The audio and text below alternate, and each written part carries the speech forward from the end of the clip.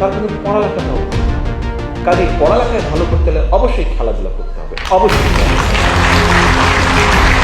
আমরা এখানে আজকে যারা আছি, আমরা যেখানে এখানে যারা আছি ঘরে উপস্থিত আছি, কম বেশি অনেকদিন ধরে আমার মতন আপনারা অনেকটা লন্ডনে আছেন, বিভিন্নভাবে আপনারা আছেন। আমি কেন আছি কম বেশি জানি, যখন লন্ডন শহরে বিভিন্ন জায়গায় যান তখন একটা দিক থেকে আমাদের কষ্ট আপনারা সেটা খেয়াল করেছেন দেখি প্রচুর পাড়া আছে, প্রত্যেকটি এরিয়াতে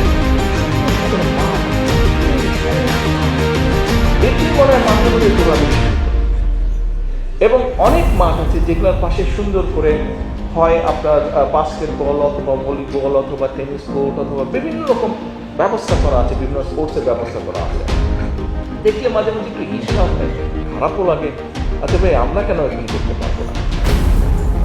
আমার খুব ইচ্ছা আছে যে ইনশাল্লাহ আল্লাহর মধ্যে সুযোগ পেলে ঢাকা শহরে আমাদের 100টা ওয়ার্ড, আমরা কি একটা জিনিস করতে পারি না? আমরা যদি একটা পরিকল্পনা গ্রহণ করি, অন্তত প্রতি 2টো ওয়ার্ডের মাঝখানে 2 বিঘা না 3 থেকে 4 বিঘা একটা জায়গা যদি আমরা বের করে নিই, একটা সবুজ জায়গা, সেখানে বাচ্চারা খেলবেন, মুরব্বীরা বয়স্করা যারা আছেন যাদের প্রয়োজন তারা সেখানে হাঁটবেন, অর্থাৎ মানুষ সেখানে চারিদিকে এখানকার মাঠগুলো আপনারা দেখেছেন যে বিভিন্ন এই যেটা বললাম বিভিন্ন এলাকা আছে যে গাছ মাঠগুলো সুন্দর মোটামুটি চারকোনা এবং চারদিকে বড় বড় গাছ লাগানো, অর্থাৎ ওখানে বুক ভরে শ্বাস নেওয়া যায়।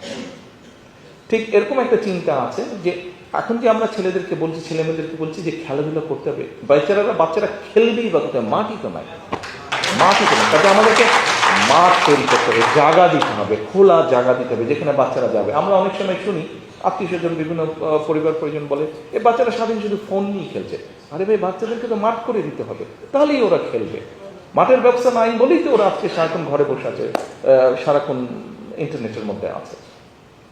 তো এরকম একটি চিন্তা ভাবনা আছে। যে কথাটি বলছিলাম যে স্কুলের সিলেবাসটাকে ঢেলে সাজাতে চাই। কেমন?